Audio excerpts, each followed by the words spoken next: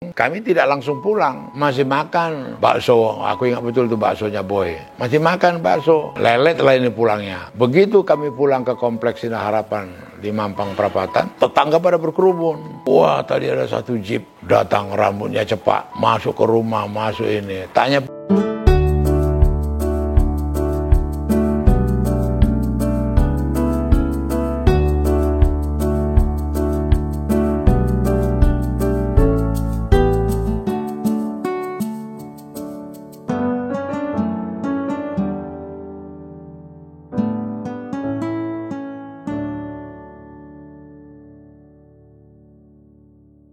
saya Panda Nambaban, lahir di Siborong-Borong, satu desa kecil di tepi daerah Danau Toba yang 1.200 meter dari atas permukaan laut. Saya dilahirkan tanggal 13 Februari 1944. Masa kecil saya ada 5 tahun di Siborong-Borong, kemudian kami pindah ke kota nomor 2 terbesar di Sumatera Utara, Pematang Siantar. Dan di sana kami berdiam selama 5 tahun juga. Pada tahun 54 kami hijrah ke kota Medan. Jadi di kota Medan lah saya menyelesaikan baik sekolah dasar di Jalan Seram, SMP di Candi Biara, SMA di Padang Bulan. Situlah saya selesaikan studi saya.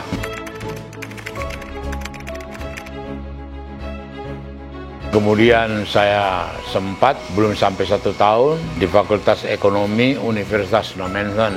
Dan kemudian saya merantau ke Jakarta memasuki Universitas Bung Karno. Pada Universitas Bung Karno dari mulai tahun 63, 64, 65, terus terjadilah peristiwa G30S PKI. Tahun 66 Universitas Bung Karno dibubarkan. Dari situlah kemudian saya meniti karier jadi wartawan. Semula di wartawan Warta Harian miliknya Pak Isman Kosgoro. Kemudian dari situ saya menjadi wartawan Sinar Harapan. Sinar Harapan satu koran Kristen yang terkenal pada waktu itu sampai tahun 1986. Kemudian saya keluar dari Sinar Harapan, membuat harian prioritas bersama Saudara Surya Paloh, dan kemudian dibredel oleh penguasa Soeharto juga, di Bumi Hanguskan. Kemudian kita bikin bersama Media Indonesia. Kemudian dalam Media Indonesia, saya tidak ada kesepakatan dengan Surya, terutama yang dikaitkan dengan bantuan daripada keluarga Soeharto. Presiden Soeharto ketika itu, Surya Paloh mendapat bantuan uang yang tidak diberitahukan ke saya, dan itulah alasanku meninggalkan Surya.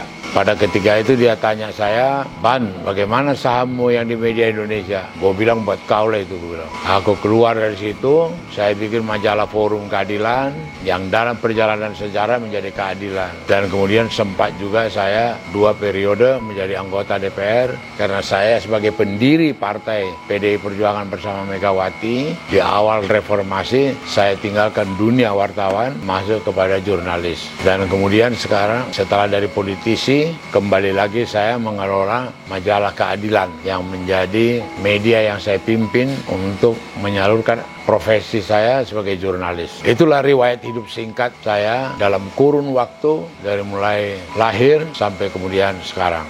Setelah kembali lagi ke jurnalistik dari anggota DPR, saya mendirikan majalah Keadilan, di mana saya duduk sebagai pemimpin redaksinya hingga sekarang.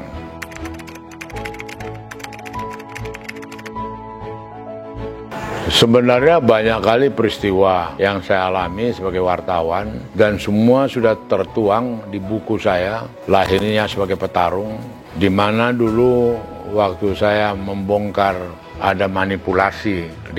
Dulu Kemayoran Airport diganti menjadi dibangun Cengkareng. Sementara dibangun Cengkareng, itu airport pindah ke Halim Perdana Kusuma. Nah, di Halim Perdana Kusuma waktu itu seperti pelabuhan umum, bukan khusus Auri. Barang-barang masuk, baik yang dari Bea Cukai, pengiriman, ekspedisi muatan kapal udara MKU, dan macam-macam. Nah, saya melakukan investigasi selama 2 minggu karena banyak keluhan. Di situ banyak pungutan liar, korupsi, dan kemudian juga permainan penyalahgunaan kekuasaan. terutama petugas-petugas baru, oknum-oknum dari AURI, kemudian dari Bea Cukai, kemudian dari imigrasi, segala macam. Nah, saya sebagai wartawan ketiga itu, ini cerita pada tahun 80-an, saya menginvestigasi, saya masuk jadi satu pegawai dari ekspedisi muatan kapal udara. Jadi saya bawa map, keluarin barang, formulir, ikut nyogok juga, ikut nyuap, terus aku pakai label, pakai name card, itunya pegawai. Bebas laku di dalam, mengamati semuanya. Sudah itu hari kedua, ya minggu kedua, saya resmi jadi wartawan Sinar Harapan, menginterview mereka. Saya resmi, terus diberitakan lah. Meledaklah berita itu hari pertama meledak, udah banyak ancaman-ancaman. Jangan diteruskan, jangan diinikan, mau selamat apa enggak. Nah, waktu tulisan yang kedua, anak saya, putra-putri waktu itu masih umur ya 5 tahun, 6 tahun, 8 tahun. Sore-sore kita ke Santa, di Pasar Santa itu kita mau ambil stiker-stiker yang waktu itu sangat populer, ditempelin di sampul. Jadi kita nunggu stikernya itu, ngambil stiker, sambil kemudian makan mie, bakmi. Rupanya pada jam detik yang rumahku lagi digerebek sama orang yang mau menculik saya. Tapi karena Tuhan tuh memang menolong, kami tidak langsung pulang. Masih makan bakso, aku ingat betul tuh baksonya Boy. Masih makan bakso, lelet lah ini pulangnya. Begitu kami pulang ke Kompleks Sinar Harapan di Mampang Perapatan, tetangga pada berkerumun. Wah, tadi ada satu jeep datang, rambutnya cepat, masuk ke rumah, masuk ini. Tanya pembantu, iya Pak, sampai periksa kamar tidur, sampai ke periksa gudang semua katanya kan. Terus tetangga-tetangga itu bilang, udahlah ngungsilah. Gak usah di sini nginap dulu. Bilang enggak, istriku pun enggak ini, terpengaruh. Enggak, takut apa kita gitu loh. Enggak ada. Udahlah, pindah aja lah, kata mertua, saudara. Enggak. Nah, kemudian kita beritakan terus, diancam itu macam-macam. Jadi waktu diancam pernah, ini pandan apa Ban? Iya. Tahu nggak istri saudara kebiasaannya ke pasar Mall Melawai? Iya tahu. Kemudian kalau belanja di Santa, iya tahu. Kenapa? Kalau masih terus berita-berita begitu, kita mau habisi istrimu. Kau cepat itu habisin istriku, biar istri gelapku sah, gue bilang gitu kan. Gagap dia, bunuh itu, gue bilang kan. Nggak sangka dia jawaban gitu. Di buku ku tulis itu, di buku autobiografi ku ceritakan. Dia yang mengancam ini nggak sangka reaksi saya. Jadi saya bilang, apa kamu ngomong apa? Kita mau bunuh istrimu. Bunuh aja, saya bilang. Ngerti? Bunuh. Aku senang. Istri gelapku biar sah. Udah. Gagap dia, udah mati telepon. Aku bilang ke Syria pulang ke rumah. Ada orang ancam-ancam. Aku bilang begini, emang kau punya simpanan ya? Katanya gitu. Dia bilang gitu aja. Gitu. Itu pengalaman ya, pengalaman. Terus ada lagi banyak pengalaman lah. Perang di Vietnam, Kamboja. Jadi kalau kita naik helikopter itu harus taken siap mati. Kalau berangkat itu tentara Amerika yang bawa helikopter itu dia punya tanda tangan kita supaya aku tidak menjadi tanggung jawabnya. Nah, waktu kita ke arah Kamboja, perbatasan dengan Vietnam, itu di Loc Ninh, yang kota yang udah hancur, babak belur, itu dihajarlah helikopter kita. Tuap! Ledakan di samping kita kencang, tiba-tiba helikopternya turun pas di atas kelapa, baru terbang lagi. Di atas kelihatan tuh percikan-percikan itu seperti anak korek api, yang tembakan-tembakan itu. Itu pengalaman waktu Vietnam. Dan pengalaman yang paling apalagi dramatis itu pengalaman saya ke Kamboja. Itu yang Killing Field, ada filmnya itu. Itu memang true story, betul itu. Itu bagaimana saya dari Saigon, Ho Chi Minh City, Saigon dulu namanya, ke Phnom Penh, jalan darat normalnya itu 6 jam, 5 jam. Tapi kita tempuh hampir 20 jam. Karena banyaknya refugi, pengungsi. Banyak pengungsi-pengungsi. Dan yang dramatis itu pengungsi itu lewat kebun keladi, pisang, segala macam. Langsung dihabisin. Dimakan daun, dimakan apa, dimakan. Udah kelaparan semua dari Kamboja. Mengungsi itu. Wah, dramatis lah. Nah, kita sendiri waktu itu mau menuju Phnom Penh, udah nggak ini, makanan sudah nggak ada, jangankan warung. Yang di dalam bus kita siapin juga udah habis. Akhirnya kita mampir, itu ada jual tikus-tikus sawah yang dibakar itu. Terus aku ambil tikusnya, aku buang arangnya, aku gigit. Curat. Nggak tahu masih ada darahnya. Langsung pakai bir kaleng, bir Cina itu. Karena aku paling takut sakit mah. Nggak mau aku kelaparan. Temanku pada muntah-muntah. Wah gila lu Pan. Enggak. nggak ada urusan. Bilang, wah habisin itu tikus itu. Wah. Sampailah kami udah tengah malam di Phnom Penh. Wawancara sama itu Heng Samrin yang sekarang presidennya sampai sekarang. Itu pengalaman-pengalaman yang aku alami. Demikian juga waktu perang di Timor Timur. Jadi kita punya markas itu di perbatasan Atambua namanya. Jadi kalau tentara-tentara Indonesia, intelijennya itu kerjasama dengan saya, mereka mengaku wartawan. Jadi kalau kita masuk ke daerah Timor Timur untuk observasi, melihat situasi, itu namanya jurnalista katanya. Itu kita diterima tanpa curiga karena dianggap wartawan. Tahu-tahu yang ikut sama aku udah Kopassus, udah intelnya Parit Merah. Malamnya mereka nantang saya, mau ikut gak ke dalam penyusupan? Ya boleh aja. Namaku diganti, bukan Pandan Ababan, KTP ku juga diganti. Digantilah Fernando de Bosco atau siapa, gantilah nama saya. Jadi kalau aku mati bukan Pandan Ababan, penduduk setempat gitu loh. Oke, masuk saya ikut. Udah, tahu aja. Jadi mereka masuk ke dalam sambil nyerang-nyerang lah, nguasai pos-pos ini. Itulah pengalaman waktu Timor Timur. Sebagian dari pengalaman sebagai wartawan.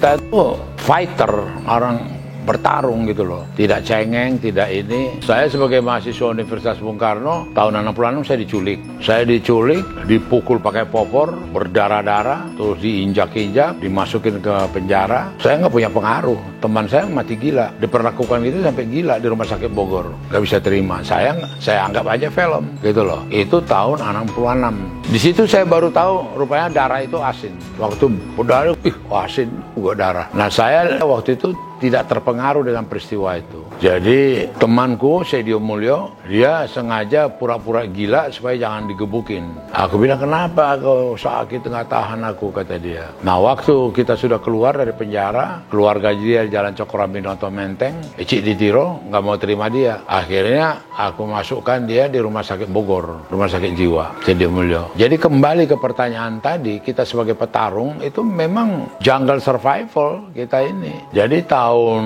68 saya dibawa abang saya kerja bisnis kopra di Manado. Saya ditangkap lagi kedua kalinya. Saya ditangkap lagi untuk jadi saksi sidang menteri-menterinya Soekarno. Ditangkap saya waktu itu mendarat di Kemayoran, pesawat Elektra waktu itu. Terus dari Kemayoran saya dibawa dulu ke depan sekolah pelayaran di Gunung Sahari itu. Disuruh jongkok, terus itu pistol kedengar krak gitu. Di sini aja kita habisin dia. Oh jangan, nanti mayatnya terapung besok di sini gitu kan. Kita bawa ke Ancol aja gitu. Dibawa saya ke Ancol. Bawa ke Ancol, di situ diintimidasi, diintrik segala macam. Aku nggak ngerasa apa-apa, kayak alah, apa sih? Tuhan lebih kuat, lebih kuasa, maunya apa, gak terpikir aku. Atau ampun, atau janganlah, atau apa, gak ada. Sikapku itu bikin kesel mereka. Terus rupanya intimidasi aja ke aku. Sederhana, aku ditangkap untuk jadi saksi. Masa mau mereka bunuh? Gitu loh, nggak masuk di akalku gitu loh. Oh udah, habis dari situ dimasukkan ke rumah tahanan militer Budi Utomo. 6 bulan aku di situ, masuklah yang namanya Taufik Kimas. Taufik Kimas itu ketua Gemeni dari Palembang. Itu masuk dia.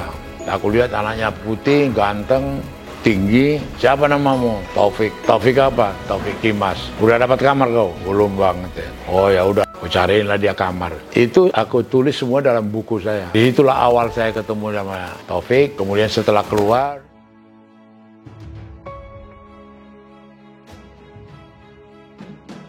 saya bersama Guntur untuk melihat Mega yang kehilangan suami. Kemudian saya dengan Guntur yang biasa dipanggil Mas Tok, kita jodoh-jodohin lah Taufik ke Mega. Itulah riwayatnya, cerita dulu gitu loh. Kita jodoh-jodohin, dulu namanya si bule kita bilang, karena memang dia kayak orang bule. Dan waktu itu Mega baru janda muda, anak 2, masih baru lahir lagi. Tahun 71 aku kawin, tahun 73 mereka kawin. 73 mereka kawin di Mampang yang di dekat depan Gunung Agung. Itu ada gedung pertemuan perwira Angkatan Laut yang sekarang markas marinir. Disitulah mereka. Tapi waktu mereka kawin saya lagi di Perang Vietnam. Saya lagi meliput Perang Vietnam, saya nggak ikut hadir peristiwa itu. Itulah cerita kembali tadi dalam menghadapi penculikan apa, kita sebagai petarung. Jadi bentuk wujud kepercayaan kepada Tuhan itu sudah al-ikhlas gitu loh. nggak usah pakai dibahas-bahas. Tuhan udah ngatur hidup kita kok. Tuhan udah ngatur ini. Maka pemahaman aku dalam pergaulan terhadap kekristenan, pemahaman aku itu Kristen itu mengampuni, memaafkan, hidup baru. Itu keyword, nggak ada lain. Jangan ditipu tiap minggu Tuhan. Ampunilah dosaku ya Tuhan, seperti aku mengampuni orang yang berdosa kepada saya. Udah ada si Matius, si Paulus, penipu kau, kata Petrus. Itu banyak sering dianggap udah biasa aja. Nah, kalau betul-betul totally maafkan, totally ampuni, kemudian new life. Itu orang tua kami mengajari kami itu anaknya yang 11 tidak boleh mencampuri dua persoalan dalam keluarga. Jika ada perceraian, jika kemudian masalah perebutan harta. Kalau ada orang datang kemari, maaf aku suruh pulang. Cerita mau konsultasi, mau cerai, enggak. Itu sama kami keluarga itu didoktrinkan orang tua itu tabu. Jangan sekali-kali kau ikut ambil andil dalam satu perceraian. Mau kasih pendapat, bantuan atau apa, jangan. Demikian juga kalau ada kakak beradik berseteru masalah ini, tidak ini gitu loh. Maka orang kaya di Medan, Dede Pardede konglomerat, anaknya Sariati sama Joni datang ke rumahku di Medan, aku kasih tahu. Kebetulan saudara yang laki teman dia ribut itu Rudolf, teman baikku. Karena kamu enggak, orang tua aku mengajari nggak boleh campur, gitu loh, nggak boleh campur. Jadi kembali ke pertanyaanmu tadi, ini soal sikap. Kalau kita sebagai petarung itu ada satu pendirian yang tegas. Ada satu sikap yang apakah berkonsolusi. Jadi memang dia bertarung terhadap keadaan itu, bertarung terhadap persoalan yang dihadapi, gitu loh. Nggak ada bakat-bakat menyerah atau berkompromi atau kemudian bernegosiasi atau berapa ya. Memang bertarung, kalah menang. Nah, yang pertama kali yang memenangkan dirinya, gitu loh. Jadi ada satu pemeo yang saya pegang. Kalau kulihat orang bergaul sama orang, kulihat karakter dia, dia belum selesai. Pandanababan melawan Pandanababan udah selesai nggak? Gitu loh. Bisa ini, ya kan? Udah selesai nggak? Kalau itu tidak selesai, kepribadiannya ganda. Itu ada dulu filmnya Kramer versus Kramer. Ada bukunya itu, Kramer versus Kramer. Pandanababan melawan Pandanababan. Begitu selesai, enak kita hidup. Tapi kalau tidak selesai, di situ ambigu. Gampang khawatir, gampang ragu, gampang risau. Maka saya bilang ke anak-anak saya, kalau sakit hati, risau, kecewa, singgung, beli di mana itu?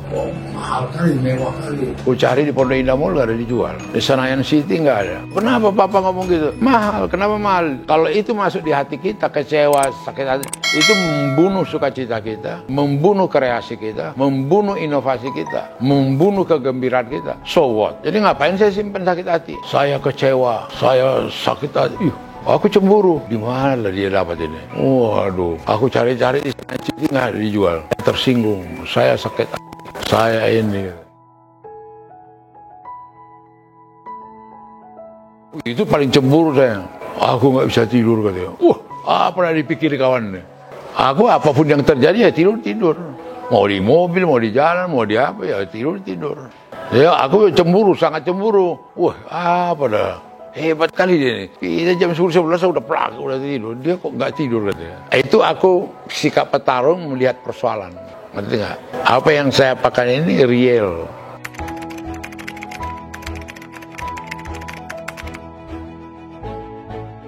Jadi sama itu dengan kepergian istri saya. Kenapa tidak ada kesedihan? Karena di masa hidupnya saya bikin paling top. Nggak pernah saya marahi, nggak pernah saya ini, nggak ada aku berselingkuh, nggak ada aku apa gitu loh. Apa keinginan dia aku penuhi, apa kemampuan dia aku bantu, puas gitu loh. Dia pergi itu aku puas. Malah mengingat dia kegembiraan gitu loh. Kalau mengingat dia apa dia. Jadi saya bilang sedih, kenapa sedih gitu loh. Dan aku sama dia sudah biasa bicara kematian. Jadi kalau kita bicara kematian sama dengan keluarga saya, itu satu hal yang biasa. Nanti kalau mati di mana? Kalau ini gimana? Sama dengan istri aku waktu di rumah sakit RSPI. Nanti apanya di mana? Semayamkan kau. Di rumah dong. Ya susah lah ke rumah Gang Dame. RSPAD aja. Nggak mau aku RSPAD. Terus dikubur nanti di mana? Dimakamkan. Kau nanti di mana? Aku si borong-borong. Ya aku juga si borong-borong dong kata dia. Itu kita bicarakan, kita dialogkan gitu loh. Nggak ada kemudian, kok diomongin? Nggak ada. Saudara-saudara saya juga begitu. Adik aku asmara di Kelapa Gading rumah sakit. Besoknya mau berangkat ke ini, Guangzhou. Cancer paru-paru. Istri anaknya ada situ. Nanti kalau kau pergi, di mana kau dikubur? Ya seborong-borong. Tapi kalau boleh Jakarta dulu lah, katanya. Kalau Jakarta aku baru si borong-borong. Pergi Guangzhou meninggal, pulangnya udah nggak ini lagi, nggak ada diskusi lagi. Dimakamkan di Tanah Kusir. Berapa tahun yang lalu pindah si borong-borong. Jadi kematian itu bukan satu hal yang apa ya. Dan juga sebagai Kristen juga saya pikir malah bagus keterbukaan itu. Ya kan? Maka begitu Syria itu meninggal Kamis, langsung ideal sekali dia ini. Jumat ini, Sabtu ini, Minggu pemakaman. Sabtu terbang si borong-borong, Minggu dimakamkan si borong-borong. Udah langsung skenario gitu loh. Jadi kedekatan kita itu dalam implementasinya pada kepercayaan kita kepada Tuhan itu betul-betul terwujud gitu loh. Itu doktrin kami keluarga itu, mempengaruhi keluarga kami itu semua itu. Yakinlah aku itu. Jangan kau takut. Itu di seluruh rumah keluarga kami, itu putra kayak putri kayak semua, yang itu semua ini dibikin dari bapakku. Jadi kita nggak takut, bukan kita kurang ajar atau apa. Mau ditangkap koramil kayak diculik kayak dia apa nggak takut. Ada uang nggak ada uang, nggak ada khasa orang sakit atau apa ngeri atau apa nggak ada takut. Itulah wujud kekristenan. Kenapa kau mesti risau? Kenapa kau mesti khawatir? Ini doktrin ini di tiap keluarga ini. Bahasa Prancis lagi, bahasa Batak. Di rumah putra itu besar itu, di rumah putri juga. Karena itu dipesankan orang tua kami. Yakinlah aku itu, jangan kau takut. Aku diculik, digebukin dia, ngapain aku takut? Ya kan? Dihantam pakai popor senjata, terjang pakai apa? Pakai sepatu laras apa tuh? Dihantam di sini. Kenapa? Aduh, ampun, nggak ada. Itu yang kau bilang menjawab pertanyaan kau tadi itu petarung. Karakteristik petarung di situ. Gitu loh. Orang-orang petarung itu bukan pengkhianat, bukan penipu, bukan orang yang tidak bisa dipegang omongannya. Ini soal sikap gitu loh. Itu ceritanya.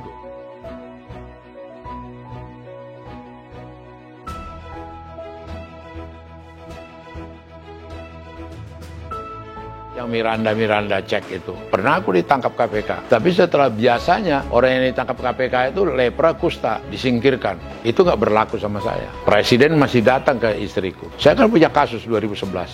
Tapi biasanya orang yang kena kasus dengan itu hilang dari peredaran. Aku masih dipanggil Detikcom kok. Masih ditanya pendapat saya gitu loh. Disitulah kebesaran Tuhan. Biasa koruptor ditangkap KPK.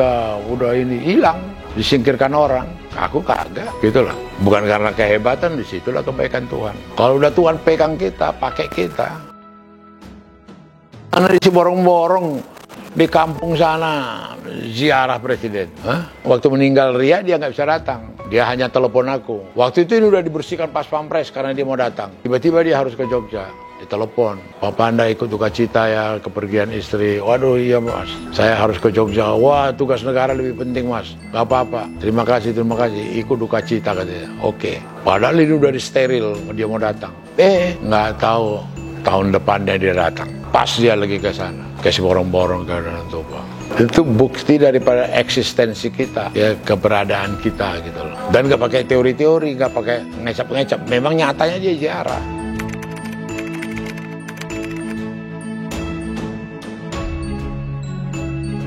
Bagaimana bangsa ini bisa hidup lebih sejahtera. Bagaimana kemudian penegakan hukum itu berjalan betul-betul sesuai dengan ketentuan hukum perundang-undangan yang ada. Itu harapan kita. Di samping itu, ya bagaimana kemiskinan diperangi. Seluruh lapisan rakyat Indonesia, ya, yang 126 juta sekarang. Ya kan? Bagaimana kemiskinan itu diatasi? Karena kemiskinan itu sumber daripada malapetaka, sumber dari kejahatan, sumber dari penderitaan, sumber daripada segala hal yang tidak dikehendaki. Jadi implementasi daripada Pancasila itu betul-betul itu yang menjadi harapan saya. Artinya implementasi daripada Pancasila itu terutama sila kelima, yaitu keadilan sosial bagi seluruh rakyat Indonesia bisa dipenuhi. Bisa terwujud, ya, itu bisa terwujud. Dan kemudian bangsa ini menjadi betul-betul kebinekaannya, tunggal ikanya betul terwujud. Tidak ada lagi sekat-sekat. Saya senangnya dengan PDI Perjuangan, terus terang masalah antar suku sudah habis, masalah perbedaan agama sudah habis. Jadi kalau ada orang di PDI Perjuangan mempersalahkan, wah masa Jawa semua, orang Bataknya ini atau ini kampungan, ketahuan ini orang baru masuk, gak tahu PDI gitu loh. Jadi kayak kita misalnya, ketua partai kita orang Tionghoa, di DKI ini orang Tionghoa, nggak ada masalah. Ya dulu Jawa Timur ketuanya Kristen, nggak ada masalah. Papua Komarudin ketuanya Islam, mayoritas Kristen Papua. Jadi kita itu sudah final. Nah, kembali yang kau katakan tadi, cita-cita, kita harapan kita juga begitu. Dan kita praktekkan dulu di partai kita. Kita praktekkan dulu dalam kehidupan tatanan kemasyarakatan kita, gitu loh. Jadi tidak ada perbedaan. Saya dulu 8 tahun memimpin Medan, saya majukan itu. Ada etnis Tionghoa, bisa jadi anggota DPR, ada etnis Tamil, saya perhatikan itu yang dibilang orang Keling itu orang Tamil, India, saya malah bantu bikin pura mereka, bantu yayasan mereka, gitu loh. Jadi disitulah keindahan Kebhinneka Tunggal Ika itu. Tidak ada lagi sekat-sekat daripada ini. Nah, satu hal lagi yang paling gembira kita sekarang sebagai indikator eratnya kekeluargaan itu, joke-joke atau ledekan-ledekan atau candaan antar suku sekarang sudah cair. Kalau orang Batak itu diledekin nggak tersinggung, orang Madura diledekin nggak tersinggung, orang Jawa diledekin nggak tersinggung. Karena apa? Dulu kalau pernah lihat dulu ada Sri Mulat, ada sandiwara-sandiwara Sri Mulat, kemudian ada radio Prambors, ada radio apa dulu ya, itu mengapakan menetralisir konflik-konflik pemahaman antar suku. Jadi orang Batak itu kalau diledek-ledekin, habis boras, habis gabah makan beras, diledek-ledek kayak begitu, gak tersinggung, perekat daripada bangsa. Jadi apa harapan, apa cita-cita, dan ini mesti dijaga, ya kan? Sama itu agama juga begitu, ya kan? Saya sih maunya, saya kalau dilahirkan di Madura sih Ahmad Pudori namaku. Iya dong, kenapa jadi Pandan Ababan? Lahir si borong-borong gua. Nah, itu keberadaan itu tidak dipermasalahkan, tidak dikonflikkan. Ya apa adanya, dilahirkan sebagai Kristen, dilahirkan sebagai Islam, masa kemudian jadi persaudaraan itu jadi terenggang? Ya enggak lah. Nah, itu kalau ditanya tadi apa cita-cita, apa harapan, apa ini. Jadi malah Soekarno dalam pidato itu yang legendaris, waktu Pancasila juga dikemukakan sebagai dasar negara, Soekarno itu mengatakan, hei kamu tokoh-tokoh politik yang Islam, perjuangkan undang-undang dasar ini supaya ada ayat-ayat Al-Quran. Hei kamu politikus Kristen, perjuangkan undang-undang ini supaya ada ayat-ayat Bible, Alkitab di dalam undang-undang itu. Dia buka semua, gitu loh. Dia buka. Jadi kalau kita makin mengenal Indonesia, makin bangga kita, makin indah. Jadi kalau tadi apa yang menjadi cita-cita harapan, ya sama dengan terus terang aja. Kita juga terharu dengan banyak denominasi gereja-gereja yang bikin kegiatan sosial, yang melakukan ini ke daerah-daerah. Itu bukan hanya GRI aja. Gereja-gereja Pantekosta, gereja Bethel, gereja apa, gereja ini ya. Itu sampai sejauh mana kita juga bisa ikut berpartisipasi membantu mereka. Karena tugas mulia yang mereka kerjakan itu bukan main. Butuh waktu, butuh ongkos, butuh perhatian ya. Dan mereka merambah ke seluruh harapan dan apa saya yang begini-beginian itu mesti dibantu. Jadi tidak terjebak karena denominasi A, B, C gitu loh. Aku sewaktu di Sumatera Utara, itu di sana ada persatuan pendeta ini, ada persatuan gereja apa, ada persatuan apa ini, semua saya edikan, saya rangkul.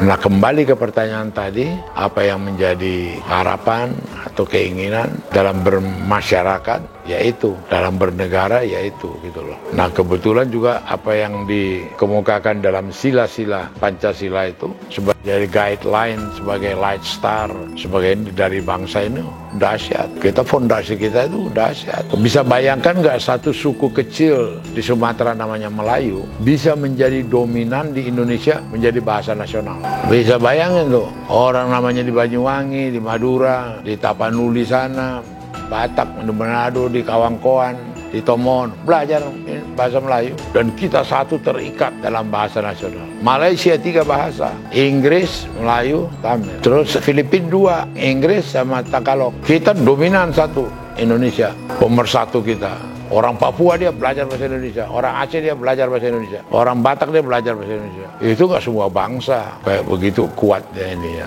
Banyak orang tidak menyadari itu. Jadi kembali ke pertanyaanmu tadi, harapan kita bagaimana dasar-dasar yang sudah dibuat oleh para pendiri Republik ini kita bisa indikan.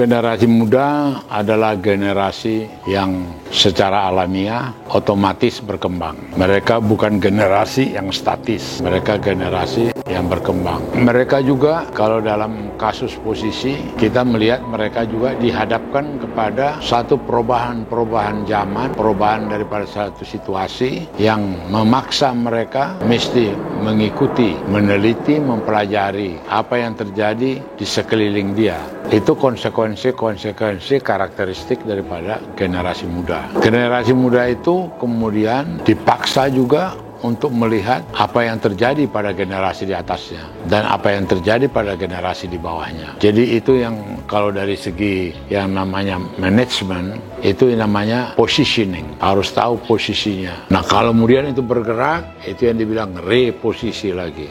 Nah, harapan kita kepada generasi muda, mereka tahu dulu ini. Jadi tidak bisa disesatkan oleh satu pemahaman, ya sudah, kita generasi muda mau bilang apa? Ya kan? Ya udah beginilah apanya. Nggak bisa.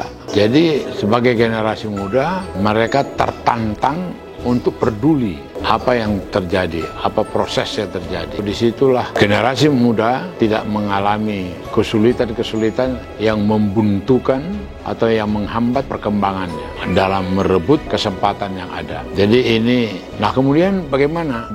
Ya itu ya kemudian kepada karakter. Itu yang saya bilang tadi, mau jadi petarung apa tidak sebagai anak muda. Jadi kalau dia anak muda, generasi muda, gayanya sudah gaya-gaya established, gayanya sudah kayak gaya-gaya Arife, atau gayanya sudah kayak puas diri, itu yang menjerumuskan dia, ya kan? Sudah puas diri, sudah merasa sudah nggak ada lagi tantangan, rumahnya udah ada, mobilnya udah ada, tempat pekerjaannya sudah ini, udah nggak ada lagi. Nah, orang-orang yang egois ini banyak yang tidak mau susah, tidak mau tambah beban, tidak mau berat, dan padahal aspek kekuatan kita sebagai bangsa adalah aspek sosial.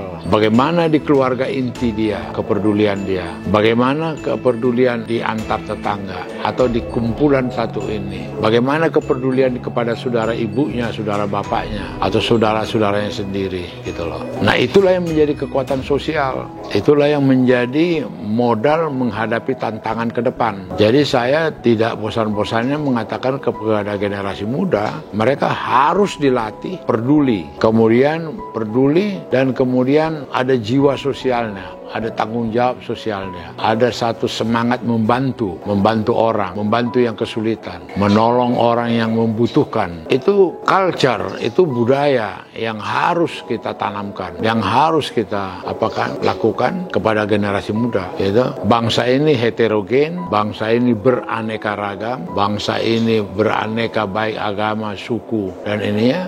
Kata kunci itu kebersamaan, gotong royong, gitu loh. Saya nggak bisa bayangkan ada satu keluarga, dia cuma mikirkan keluarganya ansih. Ada saudaranya yang menderita, atau saudaranya kekurangan, atau tidak bisa melanjutkan sekolah karena nggak ada biaya, atau karena tidak ada ini sakit-sakitan, karena tidak ada cukup uangnya untuk berobat, dan dia tuli terhadap itu dan buta. Ngeri itu kalau ada satu bangsa, satu keluarga, satu yang punya egois, gitu loh. Maka saya sendiri terus terang aja menanamkan kepada anak-anak saya, pada menantu saya, kepedulian. Besar kecil tapi peduli, bukan jumlah yang mesti besar, pokoknya peduli, gitu loh. Nah, kepedulian itulah menjadi keindahan, tolong menolong itulah menjadi keindahan, ya kan? Kemudian itulah menjadi warna karakteristik daripada itu keluarga, gitu loh. Jadi saya sendiri terus terang, kita ada kumpulan Marga Nababan dalam satu pesta tahunan yang tradisional dilakukan itu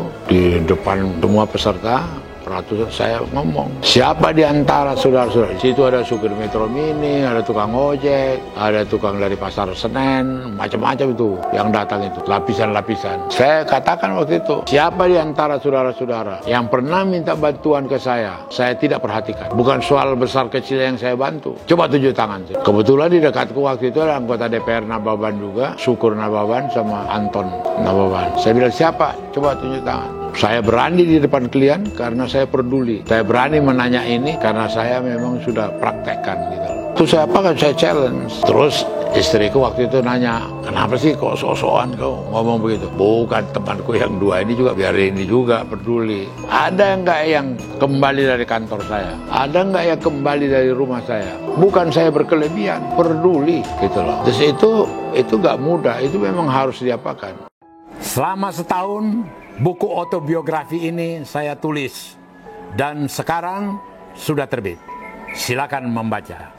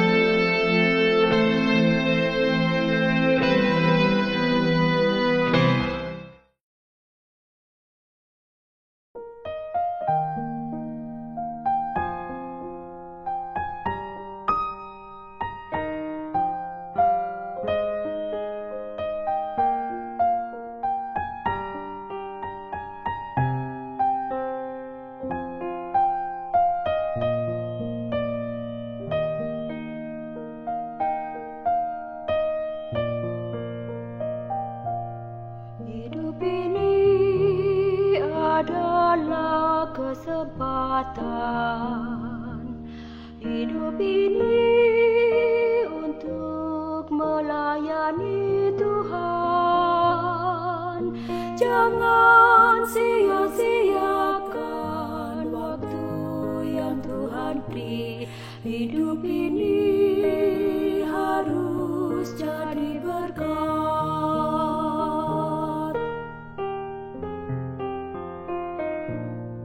Hidup ini adalah kesempatan. Hidup ini untuk melayani Tuhan. Jangan sia-siakan waktu yang Tuhan beri. Hidup ini harus jadi berkat.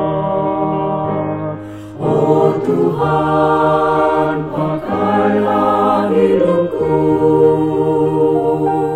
selagi aku masih kuat. Bila saatnya nanti ku tak berdaya lagi, hidup ini sudah jadi berkat.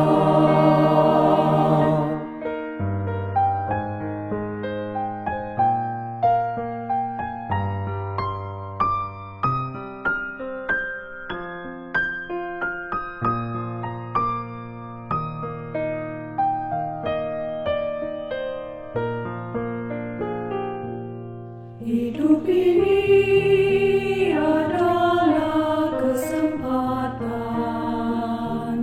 Hidup ini untuk melayani Tuhan. Jangan sia-siakan waktu yang Tuhan beri. Hidup ini harus jadi berkat.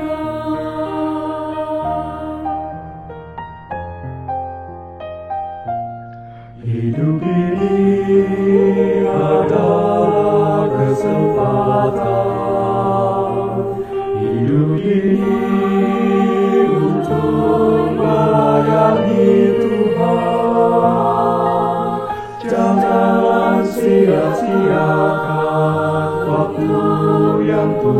ini, hidup ini harus jadi berkah. Oh Tuhan, pakailah hidupku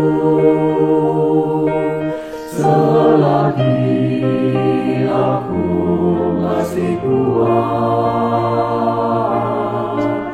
Bila saatnya nanti ku tak berdaya lagi, hidup